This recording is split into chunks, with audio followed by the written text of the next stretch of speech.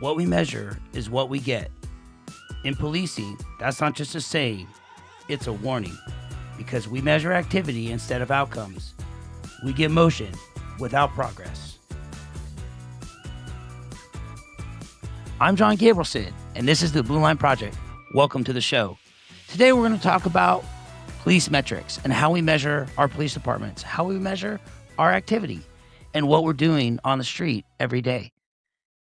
We, as police departments, have fallen into what I believe a rut. We've fallen into a traditional view of how we view policing. Traditionally, we view policing in three different ways. We look at arrest clearance rates. We look at activity reports or activity on the street that's happening from the officers. We also look at response times, and we are missing so many different aspects that the public actually cares about. You know, I'm thinking back in my career, the community forums and the community meetings that we went to, and we've called them commander forums or stakeholder meetings here at the Austin Police Department, but you may have another name for it. But the commander shows up and the commander reads off numbers, and the commander says, this is all the great and wonderful work that we're doing. And the same 10 or 12 people that show up each month or every few months are there, and they all nod their heads, and that's great. And then we all go home. But really, what did we accomplish? Are we actually accomplishing our mission of building more trust? Do people really care about just raw numbers, or do they care about something else? In today's show, we're going to go over all of this, and we're going to examine the ways that we're failing, but then we're not going to stop there. I'm going to offer some solutions that I think are real world solutions, ones that I'm seeing implemented in my own department, things that I'm doing currently in the own initiatives that I'm writing, and how we can get these metrics to be better. Because we do have to know what our arrest clearance rates are. We do have to know how many traffic stops and subject stops we're making. We do have to gauge public opinion, and we do need to focus on our response times, because each aspect of those are critical in how we do our job. But we want to really look at metrics that make a difference and build trust and bring people together and lessen the divide and dispel bad ideologies and blow up false narratives that are being framed by the media or TikTok or different videos. So the question I ask is, why do traditional measures of crime distort reality? And why do they fail us? Well, they fail us because we don't have effective reflection.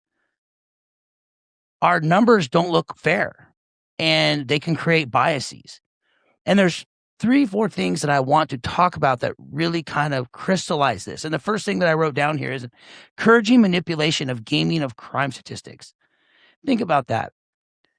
Recently in the news, we've seen stories coming out of Washington, D.C., for example. In 2005, during a U.S.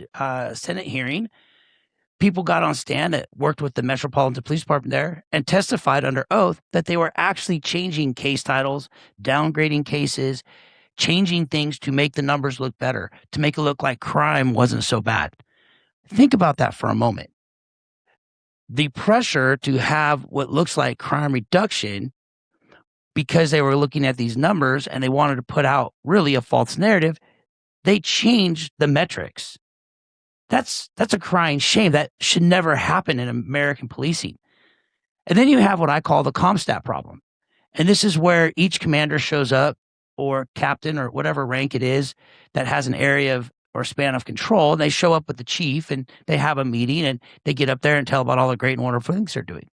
And again, you have the same problem. They'll change title codes, right? Change the types of arrests to try to make it look better than it really is. And this downgrading problem, this failure is more rampant than I think we would like to admit.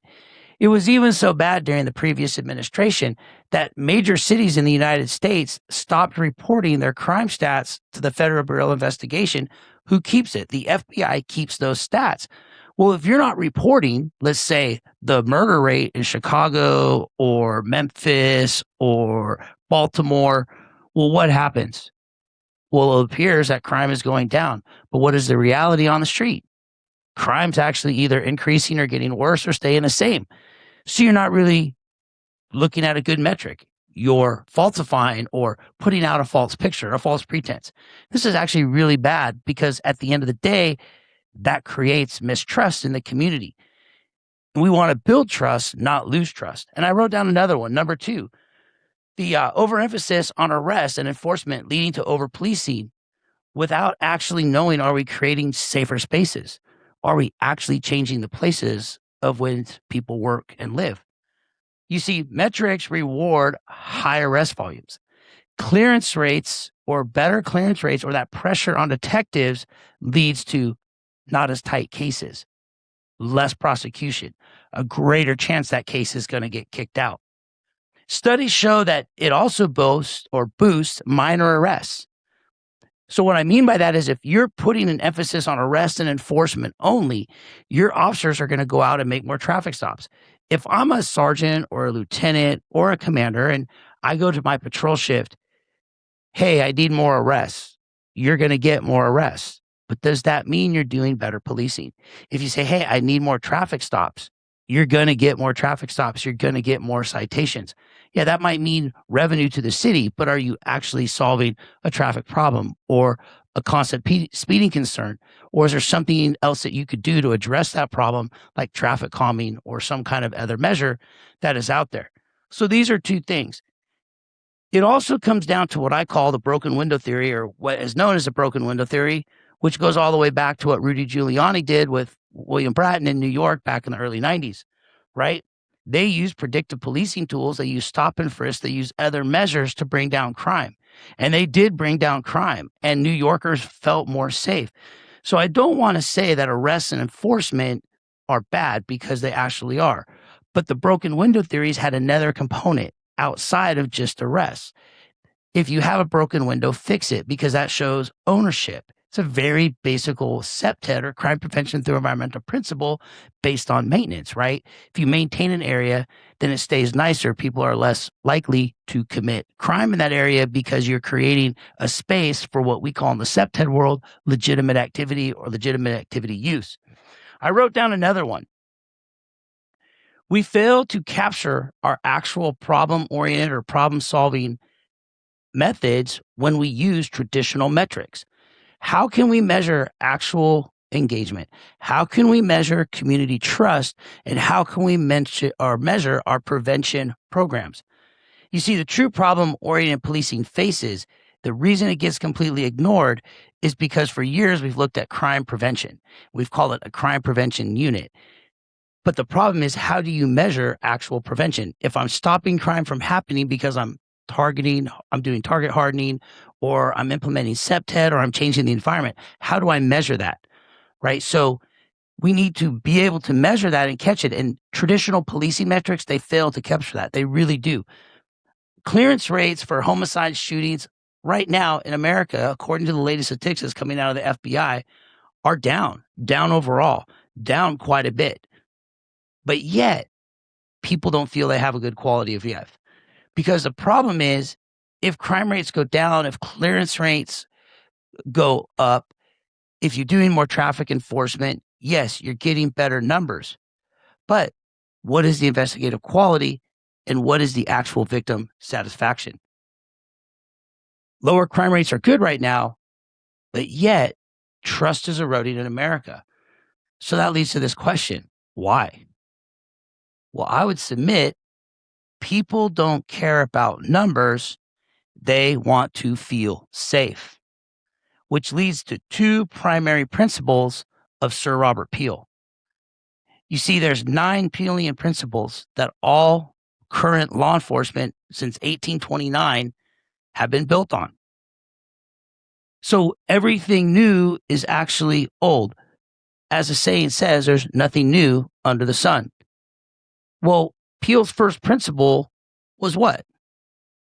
All crime, or all police officers, are crime prevention officers, to prevent crime and build trust. So Peel number 1, you want to build trust, correct? Peel principle number 9 shows you the measure of that. People feeling safe, people feeling secure in their own neighborhoods. But before I get too far down the road on that, there's one last thing. Numbers alone can lead to what looks like disparity based on race issues, or like socioeconomic status.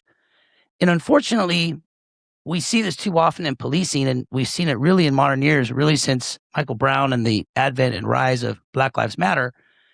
There are many people out there that seek to divide and basically say policing or the policing system is systemically racist, or policing over police particular minority groups because they're minorities. And they claim, therefore, that the American system is broken. But as I established in the last episode, systems are just systems. Systems only operate or function because of the people in the system.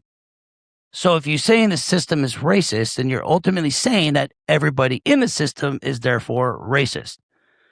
Well, while there are people that are racism, and there are people that have experienced racism, and racism is real, is the system actually that way, or is there some disparity that we're missing? You see, when you're talking about this, you have to look at what I call, or what has been coming in academic world, a feedback loop. What do I mean by that?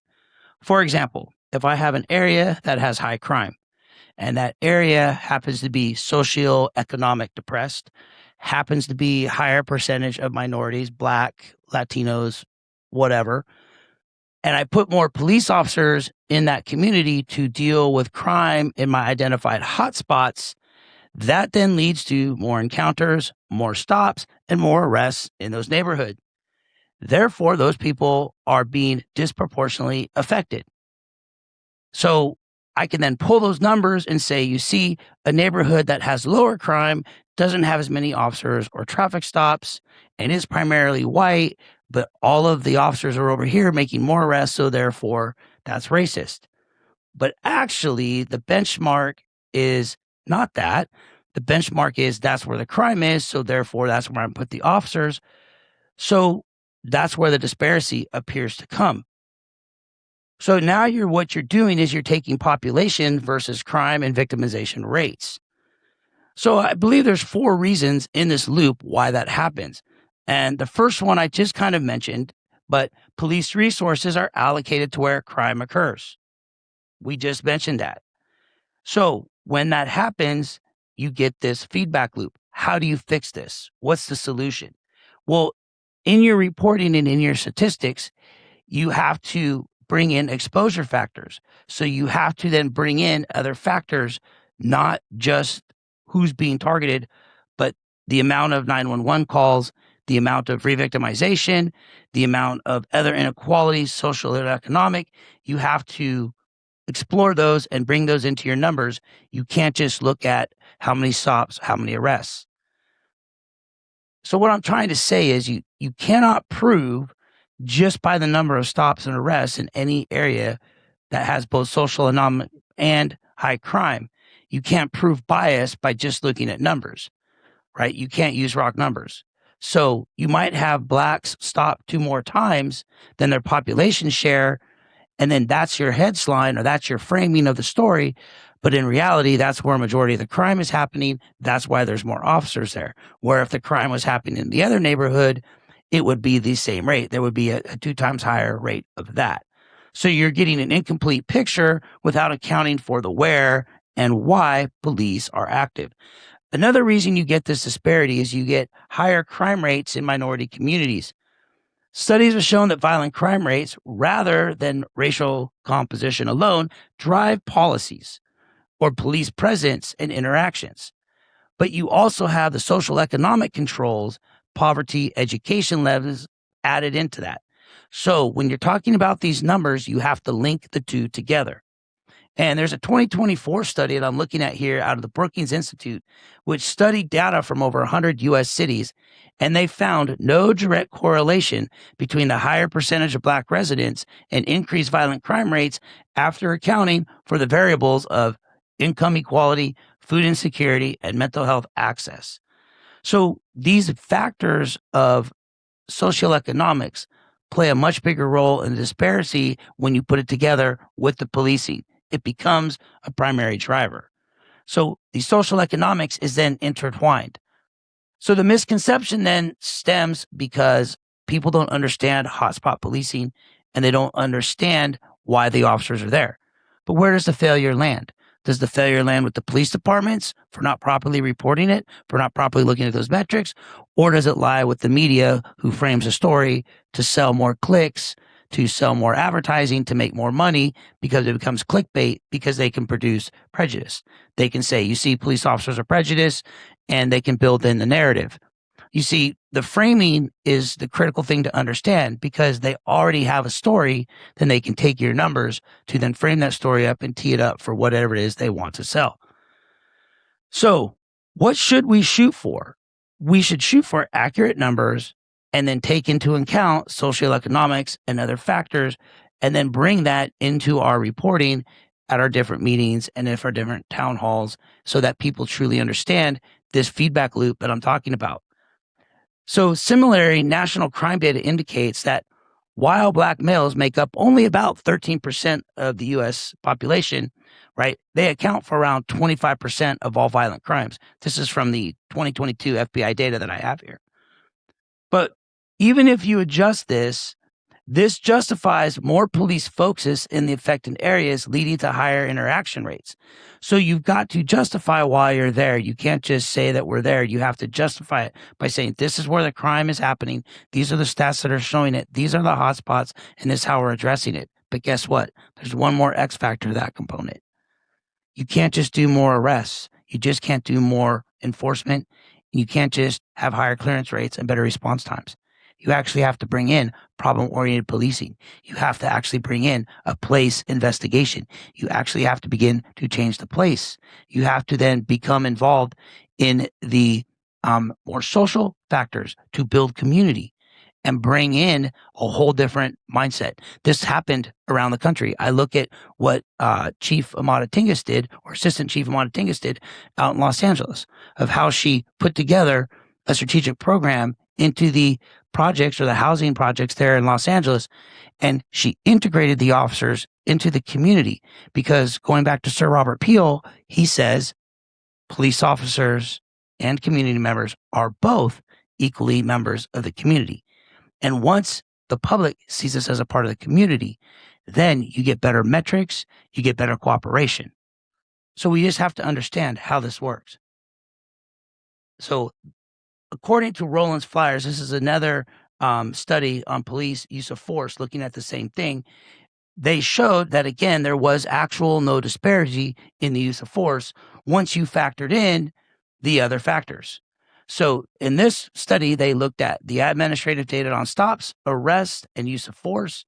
Then they looked at the contextual factors based on behavior, location, time of day, compliance, and all those other factors we talked about.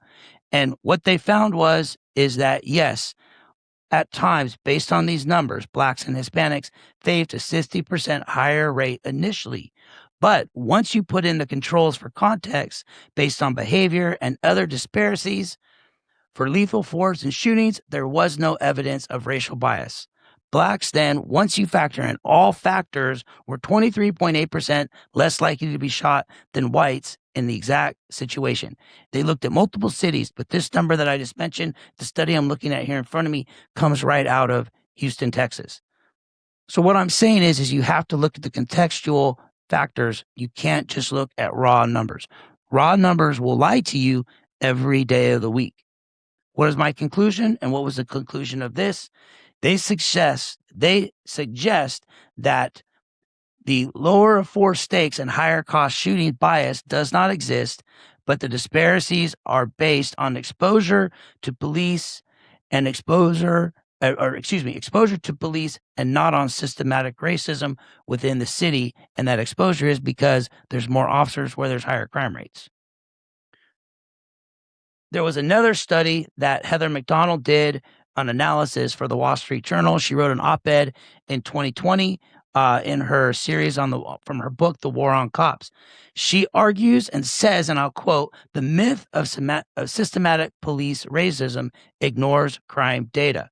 And then she goes on to cite Fry's study, and she talks about in 2019, only 9 unarmed Blacks were fatally shot by police versus 19 whites, and officers are 18.5 times more likely to be killed by a Black suspect than vice versa. She emphasized that police are deployed based on 911 calls, victim reports, and hotspot policing, which is higher in Black neighborhoods where most victims are also Black.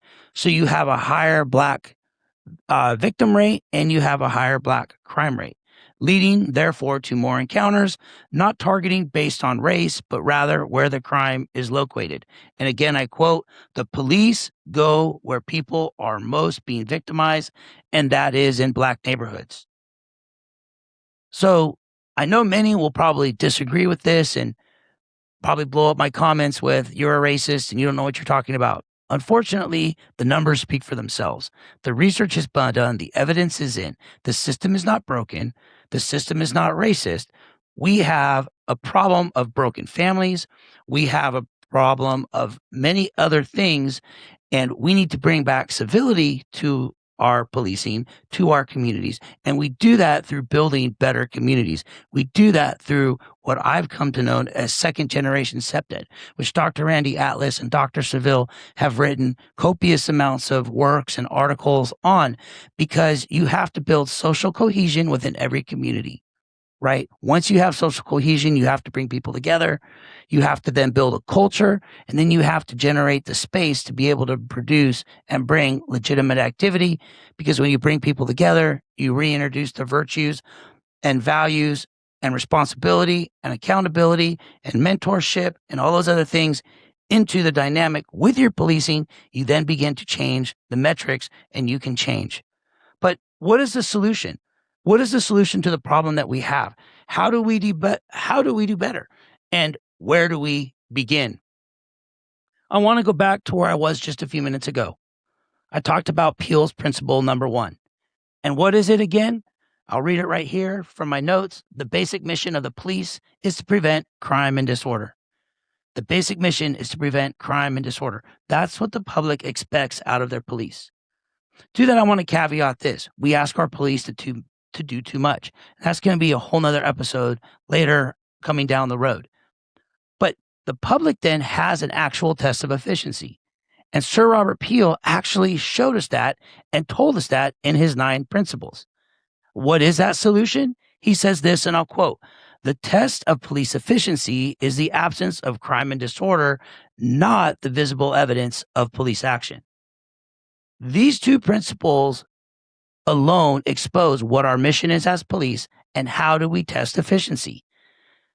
So I would give you a suggestion. I would propose a thesis. I would propose a change in how we think. That change is this.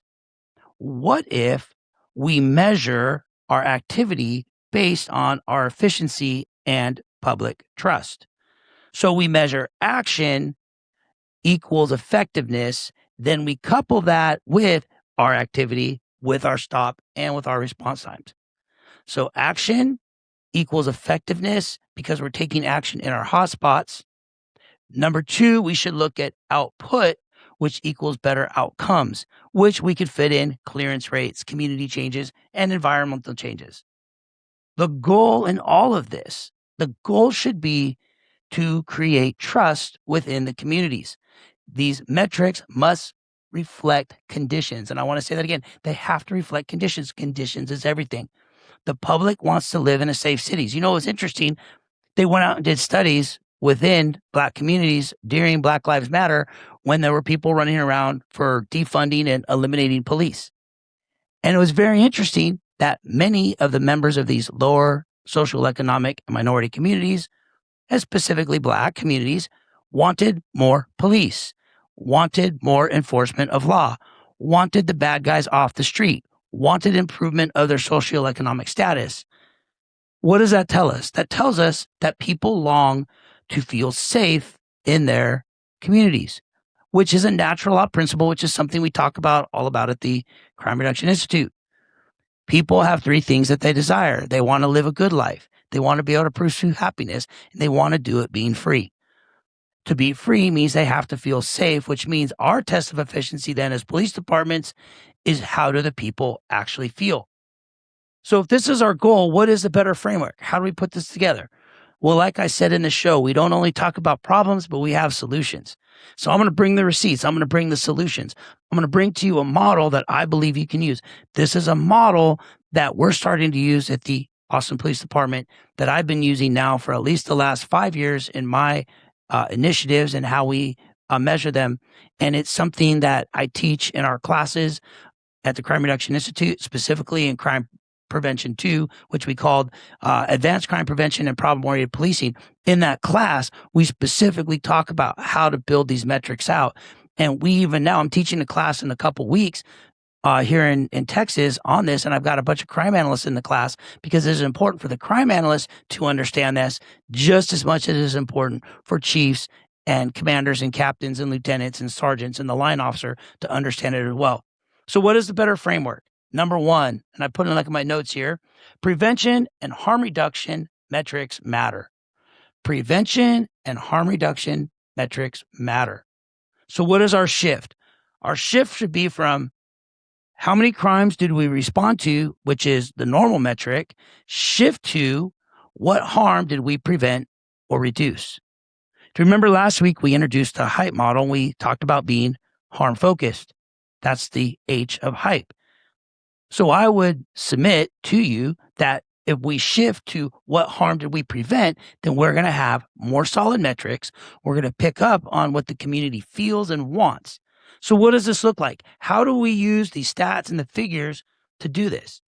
Well, in number one, you're looking at calls for service. So start looking at repeated calls for service at the same locations. We're already doing that. So if you start seeing a repeated calls for service at the same locations, we currently call that a hotspot. So here's my question. What are you actually doing with that hotspot? So rather than in your next community meeting with the public, don't just give them numbers, show the repeated locations. Talk about those locations and then come up with ways to change them. That's where your police network investigations, your problem-oriented policing really comes into effect. Number two, if we're checking for how much harm is being done in an area, we want to track the chronic repeat offenders and log those contact rates. You see, now you're taking your contact rates and you're tying it directly to your problem-oriented policing initiatives. You're tying it directly to building trust. Then you want to look at what are my reductions, specifically recidivism and revictimization. What's happening in these area of hotspots? And in crime prevention, you learn this. Everything comes down to the block or to the house or to the street level, to that natural organizing point within any crime prevention initiative is the block, truly is the block, which goes all the way back to Neighborhood Watch and why they call it block captains, because people care about the block. Then with this harm focus, you want to start looking at what is the time span between incidents. See, we're used to looking at time of day, modus operandi, building a criminal pattern. But if you're truly looking at the amount of harm that's being reduced and using this as a metric, as harm focus being a metric of gauging your worth or your effectiveness as a police department, if the time between incidents is going down, then you know that you're creating a safer space by whatever it is you're doing. Where if it's going up, you're creating the opposite. So what does this allow me to do? It allows me to show my actual prevention being effective. It actually shows that prevention through the reduction, and the length of time is how I measure my prevention. It's brilliant because we're showing that time is getting longer. Let me use this example. I'm running the crime-free housing program here in the city of Austin. I'm the coordinator for that program, and we started the program last year in 2025. One of our apartment complexes, Pecan Gardens, I'll use them as the example because they were the first complex to come in. Now, this complex was unique because they house people that are quote unquote experiencing homelessness, right? And they were taking people off the street, putting wraparound services, putting them into housing. And when they first opened their doors, the crime rate was through the roof there. We were responding a lot, as much as 2 to 3 times a day, some days up to 10 to 12 times in a week. And so they had an extremely high call for service, extremely high call of police reports, and extremely high call volume that related to arrests. So the apartment management company and the city of Austin, who was a partial owner, as well as Family Elder Care, came to us and said, we want to be in the crime-free housing program, which is an amazing program. We'll talk about on another show, and hopefully we'll get Tim Zierig on, the founder of that program, to come on the show. But with that being said, they instituted the program. They instituted the crime-free addendum and started using it, which holds people accountable for their actions. Then they made the crime prevention through environmental design, or the CPTED improvements, required of the program. And then they had a safety social, and they launched. Here's the amazing thing. They launched in August. Each week after that, the amount of time that we responded kept going down. It was cut by 60% in the first 3 months. In their last reporting period that I did for them, because we do daily reporting and then I also give them a weekly report. In their last 3 weekly reports, they had 0 calls for service, which means we did not respond there. Austin PD did not respond there. We didn't have any cases and we had no arrests. Just because they took responsibility and accountability for their property. When I sent them notification early on of a couple residents that had been arrested, they took and had those people evicted, gave them the three-day notice, and they were put out, and they found them alternate housing. And as a result of them working in partnership with us, looking at the harm, I can now say through a harm-focused approach, using the crime-free housing program, that their calls for service have gone down. And I now have a metric because my time between incidents is getting greater and greater and greater. So I'm actually showing a harm reduction. I'm showing now that my prevention measures of crime prevention through environmental design are actually working.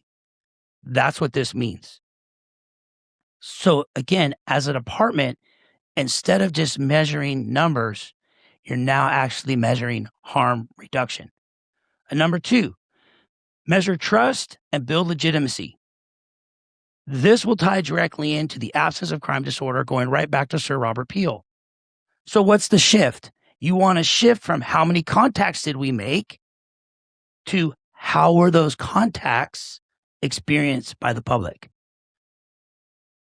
I know we tried to do some of this at the Austin Police Department, but back when we tried this 8-9 years ago, we didn't really have the technology that we have today to really do this effectively. But today, with QR codes and all the other things that we have, this becomes far more feasible and easy to do.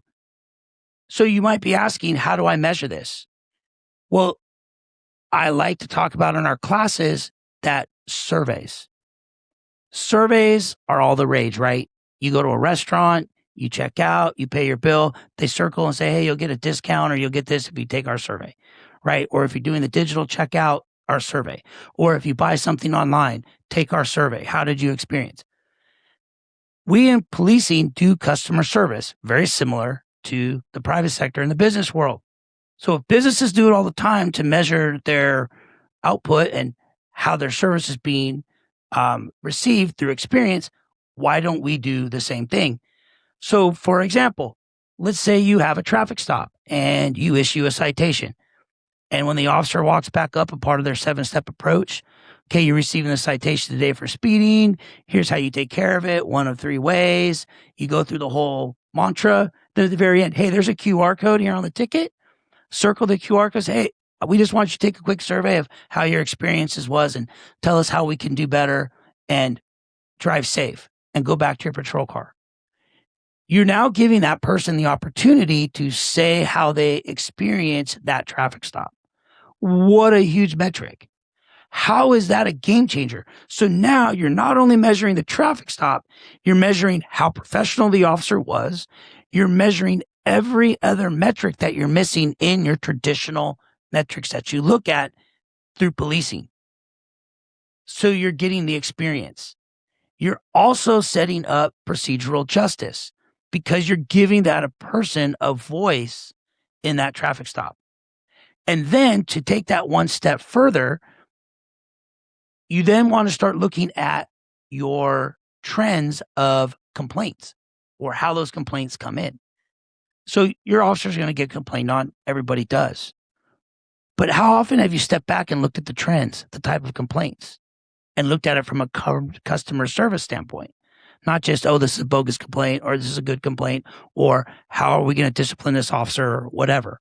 But start looking at what the complaint trends are. That'll tell you a little bit better of how the public views and sees your department. You want to try to gauge public trust.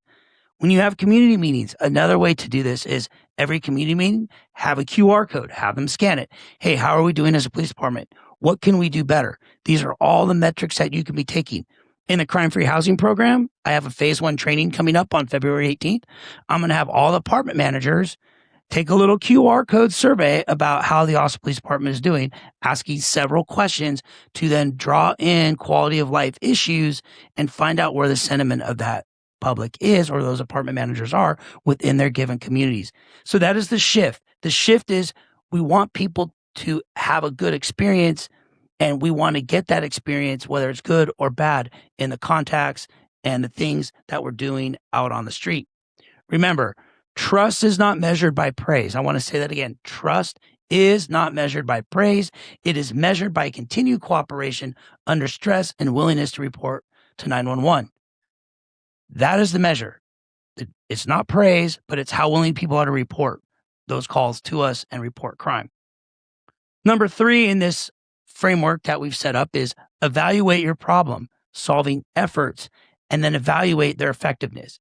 I would say that this is probably one of the biggest areas that we fail in law enforcement. We all do some kind of initiative within an area, but how do we actually measure our effectiveness within that area? So often we'll go in, we'll do an initiative, whatever that initiative is. Let's say we make, 15 or 20 felony arrests. We get 6 or 7 guns off the street. We get, several kilos of, cocaine or whatever it is right off the street. Take your pick, whatever it is. We do all this great and wonderful enforcement, right? And we do that quick assessment. We give our report and we move on. I'm going to challenge you with this question. What is the long-term sustainability of that action that you took? Did you go back 3 months later and look to see what your crime stat is again? Or are you just waiting for the next spike to react? Unfortunately, in law enforcement, even within my own agency for many years, we would go out, do good work, and then we'd wait for the spike to come back. We weren't actually measuring those actions. So what is the shift? So the shift should be how many enforcement actions occurred.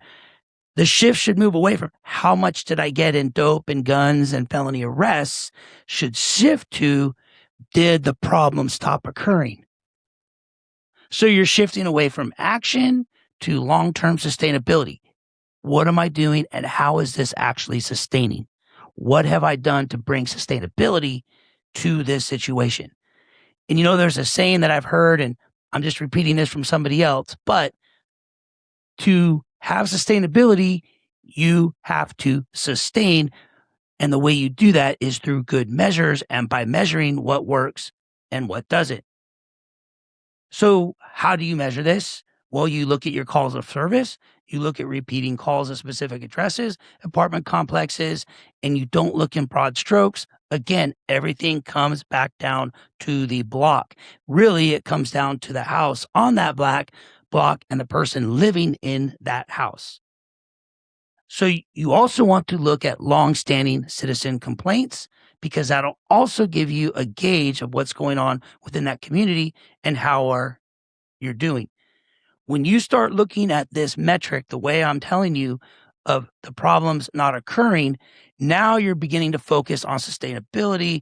You're also measuring cross-agency solutions because if you're doing this correct, you're going to bring to the table code enforcement, waste management, health services, homeless strategy office, if you have that, whatever it is, to the table.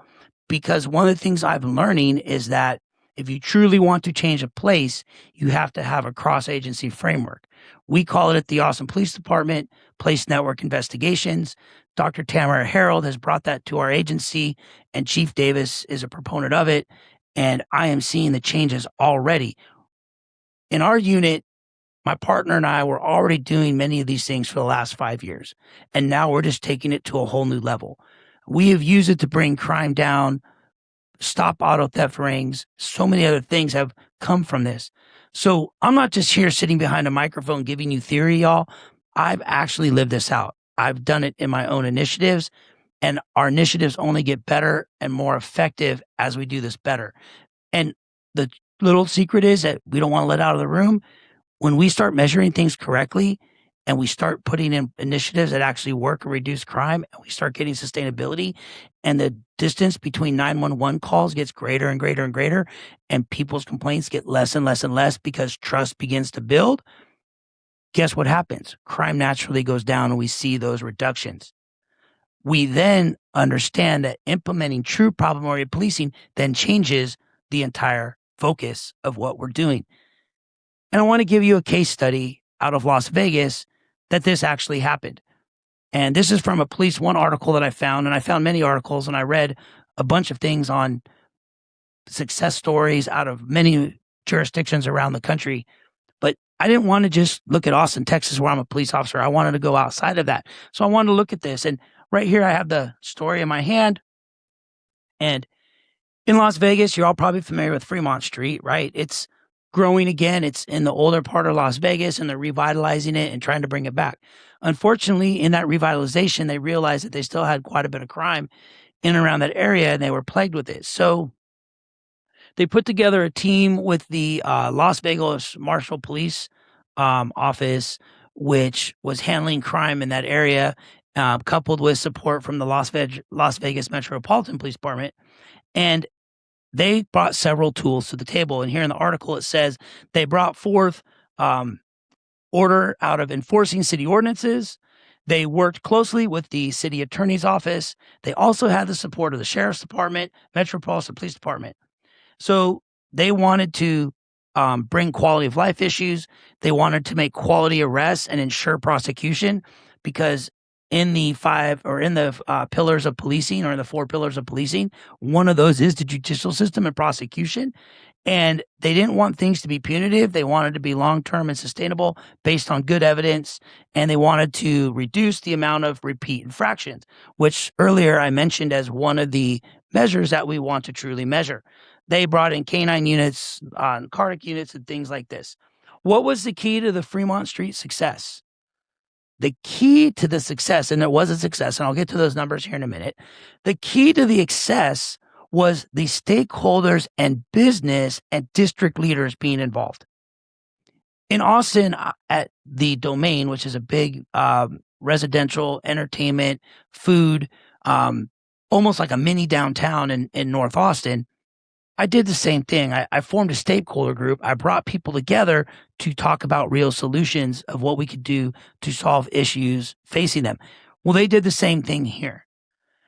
What did they do? They did routine business checks. Well, you might be asking, John, what is a business check?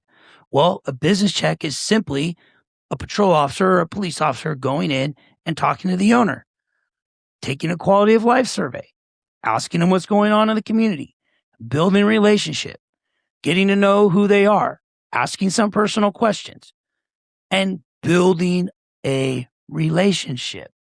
And they began to do this. And then through those business checks, they added strategic patrols, right? So this problem-oriented policing team that they put together was getting the metrics that they would need to later do enforcement, which led to criminal trespass arrests and other quality of life issues being addressed. And the results and the numbers absolutely speak for themselves. Right here from the article, it says this: citations for trespassing was a key quality of life issue facing that area. Rose by 54.5%. The arrest rate did for trespass as a direct reflection of the team's focus on making the area safer and more welcoming. So in their surveys, they said, hey, we have a problem of transients and others trespassing. We need better enforcement. So they gave them enforcement. And right here in the article, it says they had a 54.5% increase in those arrests, which ultimately led to a decrease in trespassing and a better quality of life for both visitors and residents in the area. And this affected the Las Vegas Convention Center and other things that the Visitors Authority had under their span of control. So they did the community surveys. people then began to feel safer. So in this period of time, the problem-oriented policing, out of the article, it says here, the problem-oriented policing team issued 299 citations. They made 123 arrests and conducted nearly 200 individuals with social services. So as you see here, there's a cross-section going on in this initiative. They're not just making arrests. They're not just forming stakeholder groups. They're doing very similar to what we did here in Austin, connecting people in need with resources. So you're taking an all-above approach. What does all this lead to? It leads to the reduction in harm for community members. It leads to the reduction of harm for business owners. It leads to reduction of harm for the visitors. And it helps build trust between the police department and the citizens. The citizens' attorneys reported for 2004 that 594 individuals were recommended for order out as a part of their sentence, while 210 arrests were made for violation of order out due to noncompliance. So that's a form of diversionary program. The top 3 underlying cases that were addressed were assault and battery, trespassing, obstructing a peace officer. By enforcing these ordinances, by bringing these numbers down, they have now created a long-term deterrence for offenders, and they've given a clear path for accountability. They've also introduced restorative justice means, and they have a chronic offender program that's actually working for them and for the community. This is not unique, y'all. This is absolutely repeatable. And I've been doing it in Austin. Every initiative that we have, especially as we've focused on homelessness. Now, we by no means have conquered homelessness. In fact, I don't believe we've done enough to actually combat the problem. But with that being said, whether you're talking about a homeless issue or other quality of life issues affecting an entertainment district like here in Vegas or in Austin, Texas, there's things that you have to do. You have to prioritize to see long-term focus that your metrics will help you identify. And you have to be able to, 1, invest in training. You have to be willing to send your officers to classes like we offer at the Crime Reduction Institute. Crime Prevention 1, which is basic crime prevention, where they learn about doors, locks, windows, and how to do basic community engagement, how to start a neighborhood watch program, how to coordinate national night out parties, and other things, right? You have to leverage your training. You have to get them the training they need. Get them trained in place network investigations and how to do proper surveillance and all those different things. You have to then leverage technology. We have the technology. Like I was saying, we have the ability to put QR codes on our citations. We have the ability to do these really quick surveys on people's phones at our community meetings, or business checks with a survey done on a phone. So many things we can do. Connecting. We've built dashboards at the Austin Police Department. What do these dashboards do? My crime-free housing program. All of my properties, all 22 of my properties are in a dashboard connected to our CAD system. So when the officer responds to a call, when they clear that call, 1086 or 1081 or however they clear it, right? When they clear that call, it then goes directly to my dashboard, which gives me the metrics for every call. So now I'm seeing the metrics. I'm leveraging the technology of my CAD, and then I can look at patterns and different things that I see going on there, which then helps me tailor my crime reduction initiatives to meet the needs of the public. We also have to ensure, just like they did in Las Vegas, like we do in Austin, Texas, ensure transparency. Make sure you're putting those numbers out, but don't just put out raw numbers. Educate the people, give them the facts behind the numbers. Don't be afraid of the feedback loop. Don't be afraid of attacking and going after framing and false narratives to pin you as some kind of a racially motivated action.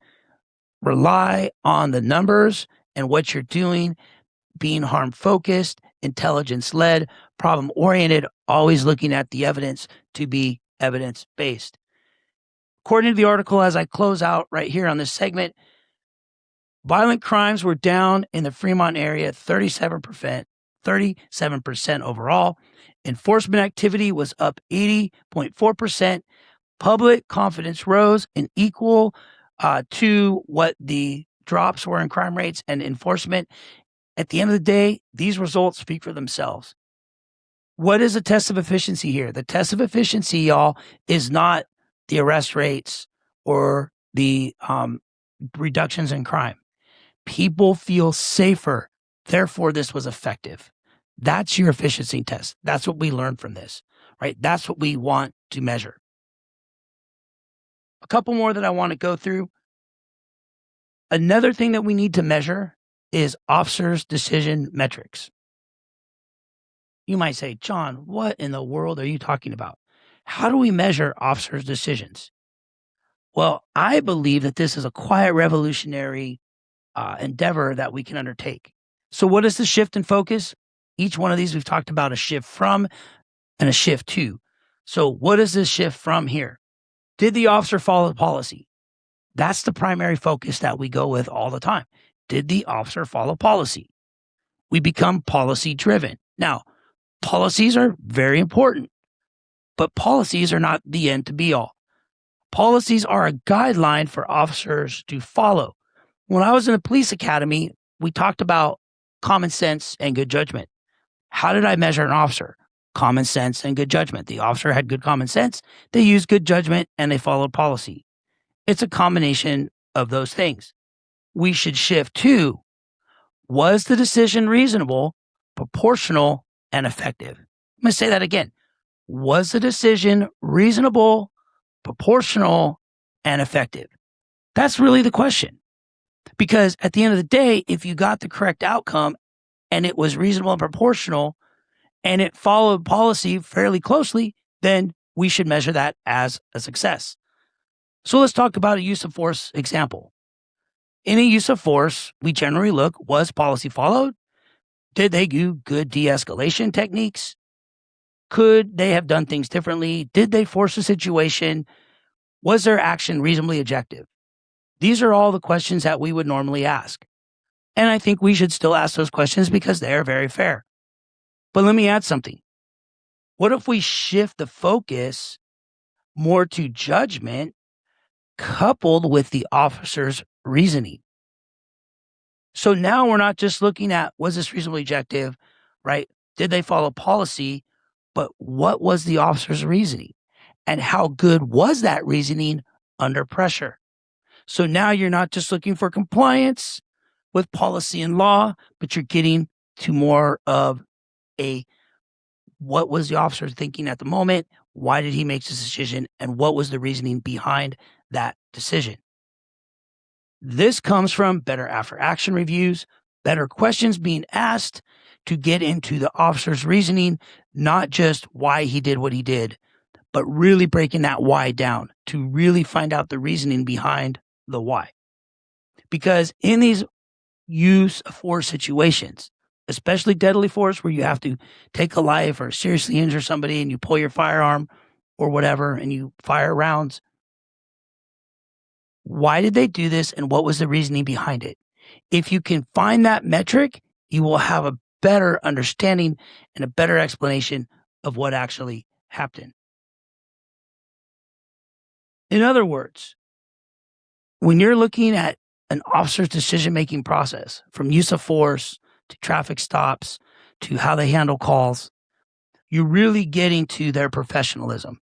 And that's what you want to measure, because professionalism in this job builds trust. And I can tell you that in my 21 years plus, I have been professional probably 98% of the time. But there's a few times where I haven't been professional. And back in 2010, I ended up getting a small suspension because I wasn't professional. And I used some cursing language and could have done things definitely better in that situation. But my point is, we want to measure officers' reasonable, proportional, and effective use of force. We want to find out why they did what they did, and we want to measure their reasoning. Again, we changed the focus from prevention instead of punishment for officers. We're now getting more equality, we're getting more fairness, we're getting better outcomes. And now we're solving problems in a community rather than just reporting activity back to the community of what we're doing. I want you to think about how powerful this really is and what we can really do with this in American policing. Think about how this different way of thinking and measuring metrics can affect how you interact with the media, how you deal with the framing and narrative that the media puts out, which many times is not real. You can literally destroy that narrative and TikTok narrative overnight.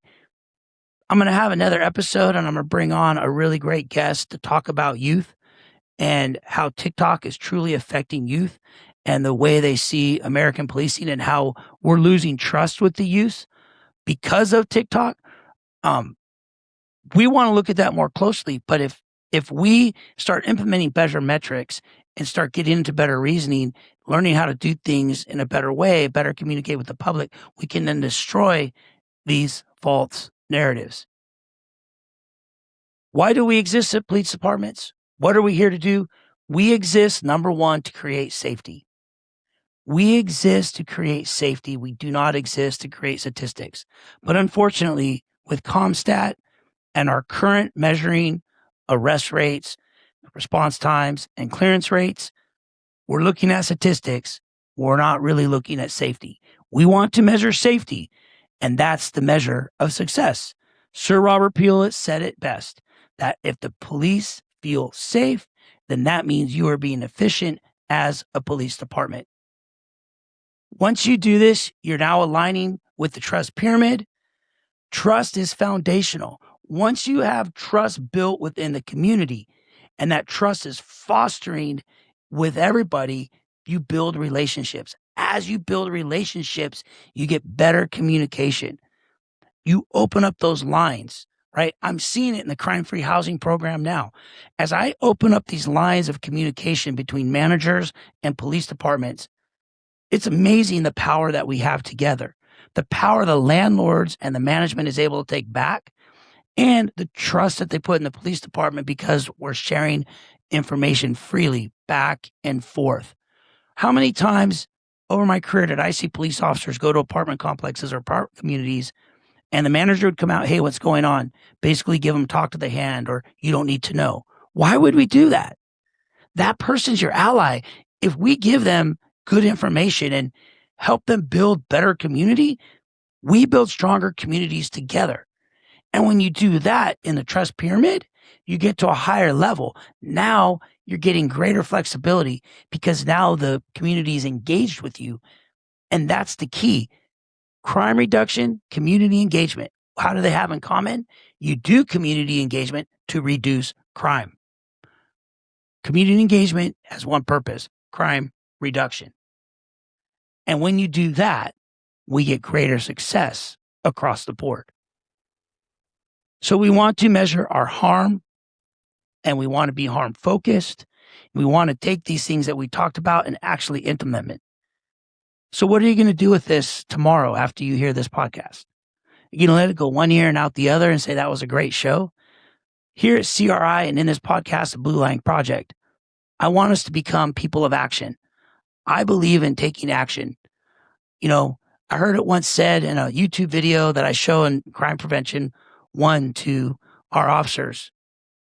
Sylvester, he's out in California, and he says, if you want to sit around a bunch of chairs and talk, he doesn't want to be involved. If you want to go out and do something, give him a call. Well, that's what I say here at the Crime Reduction Institute. If you want to sit around a bunch of cushy chairs and just talk about problems and not offer solutions, but then offer solutions, if you're not going to take action, then it's not worth talking about. So I'm asking you to take action and support this broadcast, support this podcast. If you like what we're doing here, please like and subscribe, tell all your friends, bring more listeners each and every week as we drop new episodes. Tell all your friends, bring them in here, subscribe, follow us on Rumble, follow us on YouTube. On Rumble, it's the Blue Line Project, and on YouTube, it's the Crime Reduction Institute Network. And CRI is here to bring trusted solutions for building stronger and safer communities through training, prevention, and better strategies for you. Check out our website, crimereductioninstitute.com. On that website, You're going to find online training. We have a lot of great classes with more coming. Our leadership course, I'm finishing that up in the next week or so. That should be out there. People have been asking for that course. I'm excited to bring it. It's all about servant leadership. Check out Crime Prevention 1, our basic crime prevention class. I've got 2 more classes coming up in the next couple months. Crime Prevention 2 in San Marcos, Texas. Check it out. And CEPTED, which is a full 40-hour class, gets you certified with the International CEPTED Association as a CEPTED practitioner. So much more here at the Crime Reduction Institute. I'm so excited to share it with you. And last but not least, next week on the episode, we're going to look at use of force and the roles procedural justice play in that, and how procedural justice actually is time and distance, which is what you need to have successful encounters in the use of force. So real time plus distant options. We're going to talk about all that next week right here on the Blue Line Project. Thank you for listening. And then next time, say goodbye to y'all. Signing off for John Gabrielson. This is the Blue Line Project.